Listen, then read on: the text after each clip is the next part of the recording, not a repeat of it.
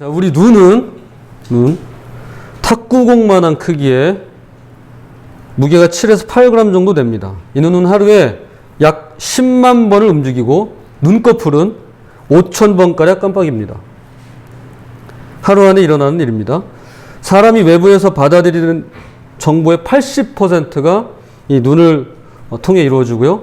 동의보감에서는 눈을 보는 것만으로도 어디가 아프고 어디에 이상이 있는지 알 수 있다라고 적혀 있습니다. 맥커크 효과라고 하는 심리학 용어가 있습니다. 이런 실험을 했습니다. 실험자에게 영상으로는 가가가가 발음을 하는 사람을 보여주면서 동시에 음성으로는 바바바라고 하는 소리를 듣게 했습니다. 자, 이해가 되시죠? 보는 거는 가가가라고 발음하는데 들리는 건 바바바예요. 자, 그러면 이 실험자는 어떻게 인식을 하냐면 듣는 게 아니라 보이는 걸로 가가가라고 인식하게 된다는 겁니다. 왜냐하면 귀에 들리는 청각 정보보다 눈으로 보는 시각 정보를 먼저 받아들이기 때문에 그렇다는 겁니다. 눈으로 보이는 게 먼저라는 거예요.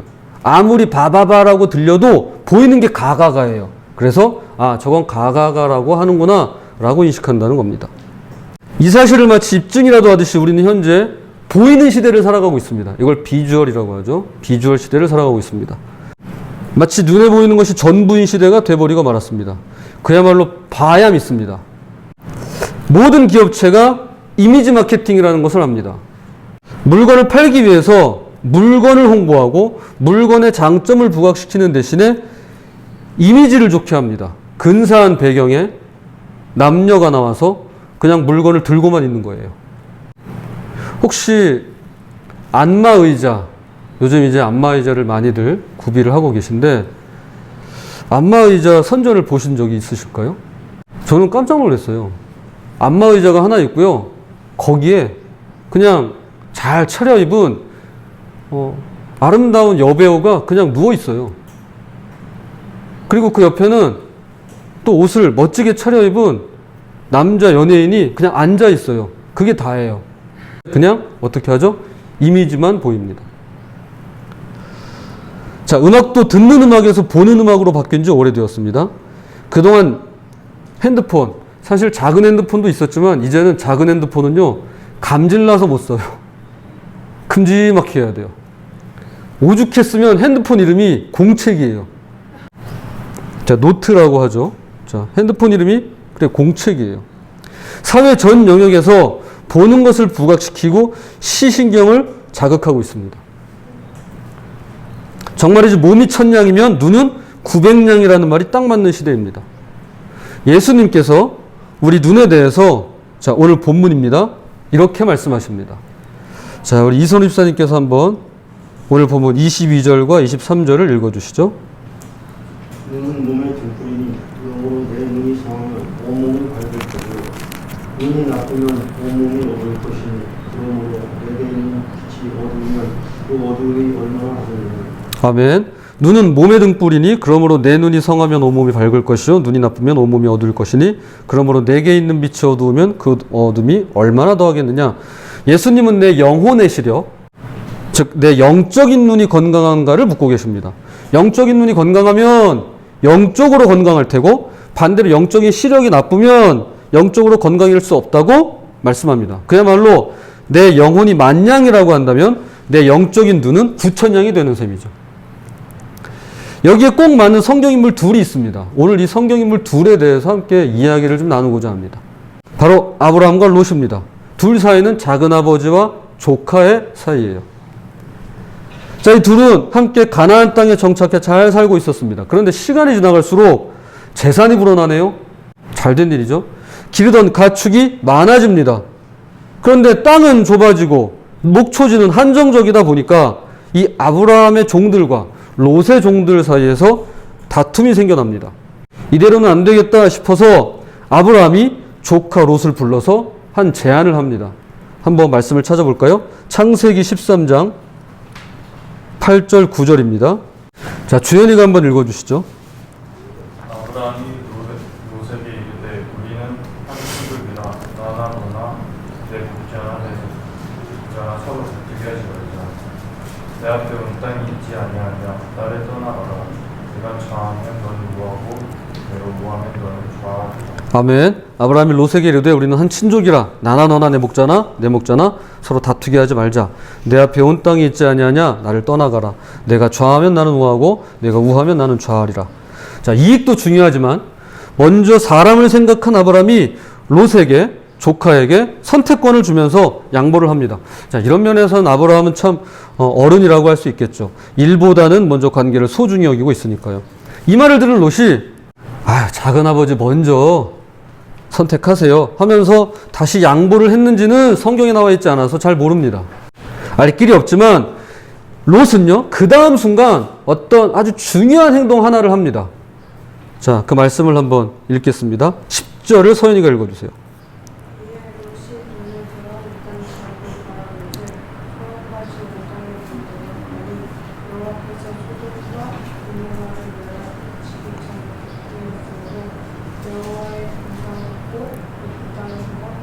아멘. 이에 롯이 눈을 들어 요단 지역을 바라본즉 소알까지 온 땅에 물이 넉넉하니 여호와께서 소돔과 고모라를 멸하시기 전이었으므로 여호와의 동산 같고 애굽 땅과 같았더라.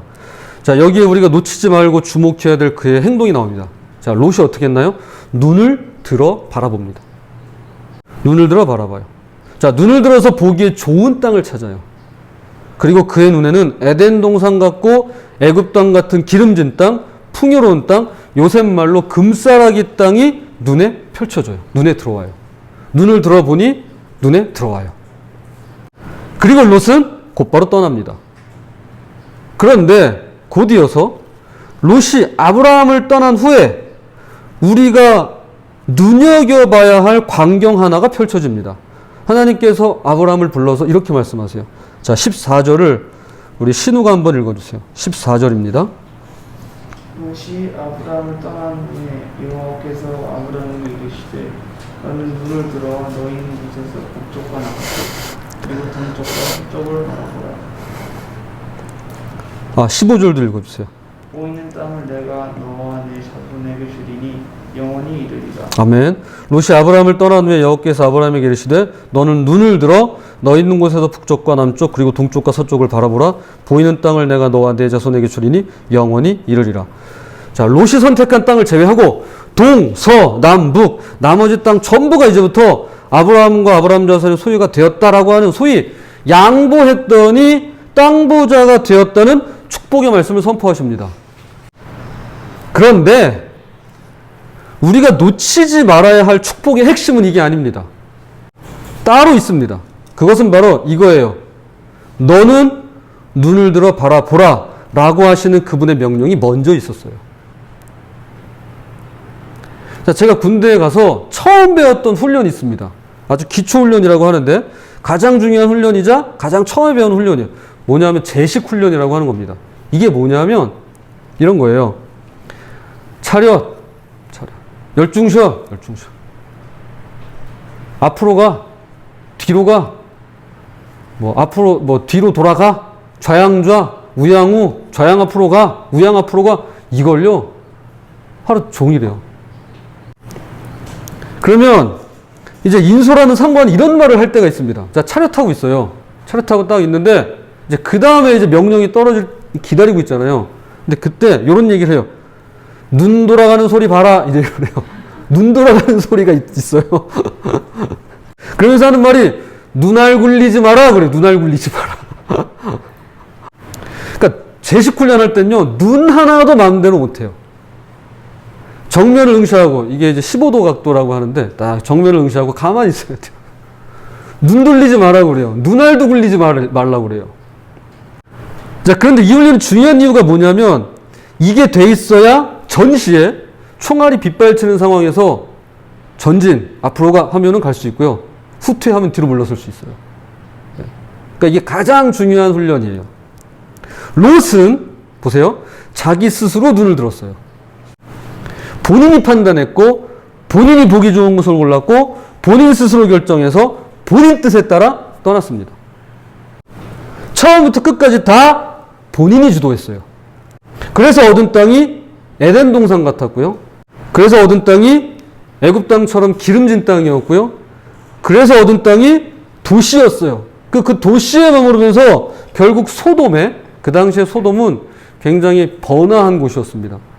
왜냐하면 그 지역이 타르가 많이 났기 때문에, 이제 오늘날 이제 타르 있잖아요. 타르. 그 타르가 그 당시에 비쌌거든요. 소돔에 집을 얻어 살게 됩니다. 자, 말씀을 한번 읽어볼게요. 12절, 창세기 13장 12절을 우리 성우가 한번 읽어줄래요?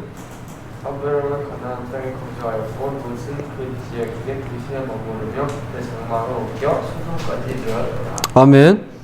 자, 여기에서 이제 계속 살게 됩니다.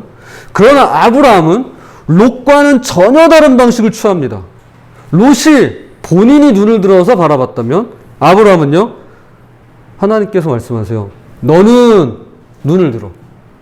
라고 말씀하신 뒤에야 비로소 눈을 들어 바라봅니다. 어디를 봐요? 동서남북을 다 보게 돼요.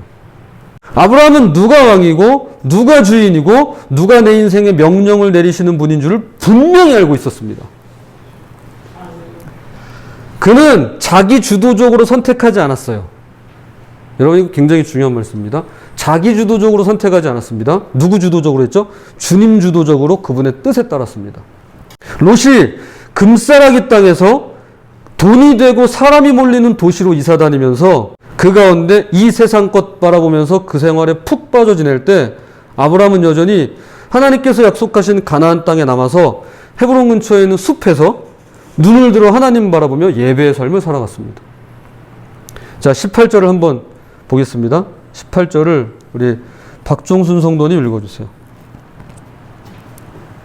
이 아브라함이 장막을 옮겨 헤브론에 있는 마므레 삼실 숲에 이르러 거주하며 거기서 여호와를 위하여 제단을 쌓았다. 아멘. 자, 눈을 들어 라고 하는 이 단순한 한마디에 롯은 자기 주도적인 신앙이 담겨 있고요. 그러니까 본인이 알아서 하는 거예요. 본인이 받고 본인이 선택했고 본인이 결정했고 본인이 떠난 거예요. 아브라함은 자기 주도적이 아니라 주님 주도적인 신앙으로 살았습니다. 자, 오늘 제목이죠. 자기 주도적인 신앙 vs 대 주님 주도적인 신앙. 롯은 자신이 보는 것을 따랐습니다. 반면에 아브라함은 자신이 보는 것을 내려놓고 주님이 보여주시는 것을 따랐습니다. 여러분, 이 차이는 별거 아닌 것처럼 보여요. 근데 이 차이가 어마어마한 결과를 가져옵니다. 자기주도 학습이라는 말이 있습니다. 여기 학생들은 다 알아요. 여기 주연이, 또 여기 서연이, 또 신우, 성우 다 알아요. 저는 어렸을 때 공부하면서 자기주도 학습이라는 말 자체가 없었어요. 예. 야잔 있었어요. 야간 자율학습. 자기주도 학습은 저기 우리 다음 세대부터, 우리 자녀들 세대부터 이제 나온 말이에요. 최근에 나온 말입니다. 뭐냐면 self-directed learning이라고 해가지고 나 스스로 나 자신을 이끌어가는 학습을 말합니다. 다른 사람의 도움 없이 자기 스스로 주도권을 가지고 학습 참여 여부를 결정하고 학습 목표를 설정해서 효율적인 학습 전략을 선택하고 학습을 수행하고 그 결과를 스스로 평가해서 또 피드백하는 내가 주도해서 이끌어가는 학습의 전 과정을 자기주도 학습이라고 얘기해요. 그러니까 내가 시작하고 내가 끝내는 거예요. 내가 결정하고 내가 선택하고 내가 목표를 삼고 내가 과정을 일일이 다 혼자 스스로 피드백해가지고 본인이 결과를 또 가져오는 거예요. 이걸 자기주도 학습이라고 합니다. 사실요, 부모님들이 너무 좋아하는 건 방법이에요. 이거만큼 좋은 방법이 없어요. 자기주도적으로 공부하는 게 가장 좋은 거예요. 부모가 하라고 해서 하고 선생님이 시켜서 하고 하는 것보다는 확실히 좋은 방법입니다. 아니, 가장 좋은 방법이라 할 수 있습니다. 자, 누가 시켜서 하는 게 아니라 스스로 알아서 찾아서 하는 거잖아요. 그러나 신앙은 전혀 그렇지 않습니다. 다른 사람의 도움 없이 자기 스스로 주도권을 가지고 신앙 참여 여부를 결정하고 신앙 목표를 설정해서 효율적인 신앙 전략을 선택하고 내가 주도해서 내가 이끌어가는 신앙생활을 한다? 여러분, 이걸 전문용어로 뭐라고 하시는지 아시나요? 불신앙이라고 합니다. 이걸. 자신을 믿는 거지 주님을 믿는 게 아니에요. 스스로를 의지하는 거지 주님을 의지하는 게 아닙니다. 자기 자신을 따르는 거지 주님을 따르는 게 아닙니다. 이게 불신앙이에요. 여러분, 이 미묘한 차이가 똑같이 눈을 들었어요. 롯도 눈을 들었고 아브라함도 눈을 들었어요. 그러나 롯은 본인이 눈을 들었고요. 그 본인이 보이는 걸 선택했고요. 아브라함은 주님이 너는 눈을 들어 했을 때 눈을 들고 그제서야 주님이 보여주시는 걸 봤습니다. 그리스도인의 믿음에는요, 자기 주도적인 신앙이란 없습니다. 오로지 주님 주도적인 신앙밖에는 없어요. C.S. 루이스의 순전한 기독교에서 제가 글을 좀 인용하겠습니다. 한번 들어보세요. 한 평범하고 순진한 그리스도인이 무릎을 꿇고 기도하고 있습니다. 그는 하나님을 만나고 싶습니다. 그러나 그리스도인인 그는 지금 이런 기도를 하게 하신 분 또한 하나님이심을, 자기 속에 계신 하나님이심을 알고 있습니다. 또한 하나님에 대한 모든 참된 지식은 하나님이셨다가 인간이 되신 그리스도를 통해 온다는 것, 바로 그 그리스도께서 지금 자기 옆에서 기도를 돕고 계시며 자기를 위해 기도하고 계시다는 사실도 알고 있습니다. 지금 어떤 일이 일어나고 있는지 아시겠죠? 하나님은 지금 이 사람이 기도하고 있는 대상, 그가 도달하고자 하는 목표입니다. 또한 그가 기도하도록 밀어주고 있는 주체, 원동력이기도 합니다. 동시에 이 사람이 그 목표를 향해 나아가는 길 내지는 다리입니다. 이처럼 한 평범한 사람이 기도하고 있는 평범한 작은 침실 안에서도 그는 하나님에 의해 하나님 안에서 이끌려 들어가고 있는 동시에 여전히 자기 자신으로 남아 있습니다. 자, 이걸 주님 주도적인 신앙이라고 해요. 내가 기도하는 것 같지만 결국 이 기도를 누가 하시는 건가요? 주님이 하세요. 어떤 주님이죠? 내 안에 계신 주님이 기도할 마음을 주고 계세요. 내 곁에 계신 주님께서 내가 기도할 수 있도록 도우세요. 나와 함께 하시는 주님께서 이 기도를 듣고 응답해 주십니다. 나는 그저 그분의 이끄심을 따라서 한 걸음 한 걸음 내디디며 나갈 뿐이에요. 내가 주도하는 것처럼 보이지만, 내가 기도하는 것처럼 보이지만 실제로 나를 주도하시는 분은 누구세요? 주님이세요. 지금 내가 기도하고 있지만 기도하게 하시는 분이 누구세요? 주님이세요. 여러분, 예수님은 어떠셨을까요? 예수님은 자기주도적인 신앙을 하실 수도 있잖아요. 왜? 예수님이 주님이신데. 자, 말씀을 한번 찾아볼게요. 요한복음 8장 28절입니다. 우리 이선우 집사님께서 한번 읽어주시죠.